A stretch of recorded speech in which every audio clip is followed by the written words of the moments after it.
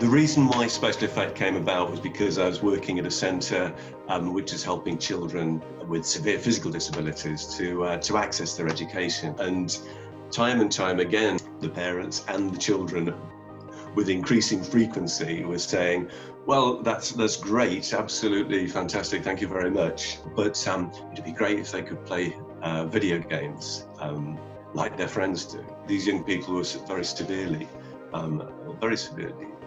disabled, and they couldn't play independently. So what I did was I got together a multi-professional team, therapists, designers, technical skills, people with backgrounds in education, to build up our skills together. My aim behind starting the charity wasn't just my own, it was also shared by the United Nations. Their Article 31 of the Rights of the Child said that every child has a right to play, and children with a very severe physical disability cannot play independently. They can't ride a bike, can't play football, etc. And the idea was to try to enable those children to find a way, to find the tools to be able for them to play alongside anyone that they wanted to within the world of a video game.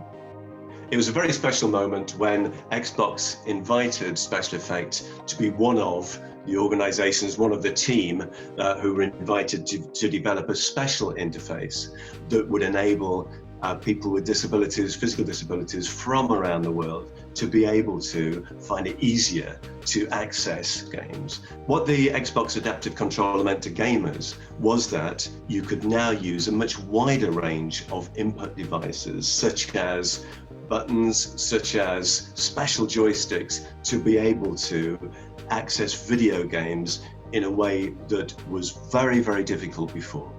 I remember how delighted we were when we saw the impact of that with a little boy. He'd only ever watched his dad play Forza and just loved watching him. But we saw a video that went up on Twitter which showed his lad, despite a very, very severe physical challenge, he was able to press one switch to be able to accelerate. I think it was now that around the Nuremberg ring or something like that, but to be able to accelerate and play and drive and engage in a way that he'd never been able to before. His dad said that at long last they could actually play together. As well as being invited to help develop hardware, accessible hardware such as the adaptive controller, it was a very memorable moment when we were invited to go to Playground Games, which isn't too far away from where SpecialEffect is based, to be able to collaborate with them to make their accessibility features expand sufficiently to allow a wider range of input devices used in a wider range of ways. It's really important to the charity that we not only help children in the UK, but as I say, I want to help people all over the world.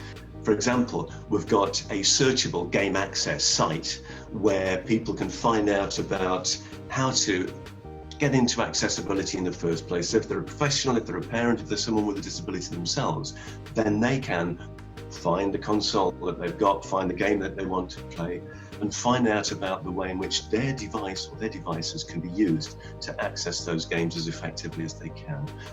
So that's available to people all around the world, but at the very widest level, we want to make more games more accessible at source by collaborating with developers. I think one of the great things that's happened over recent years is that the games industry have shown what can be done in terms of accessibility for people with disabilities around the world.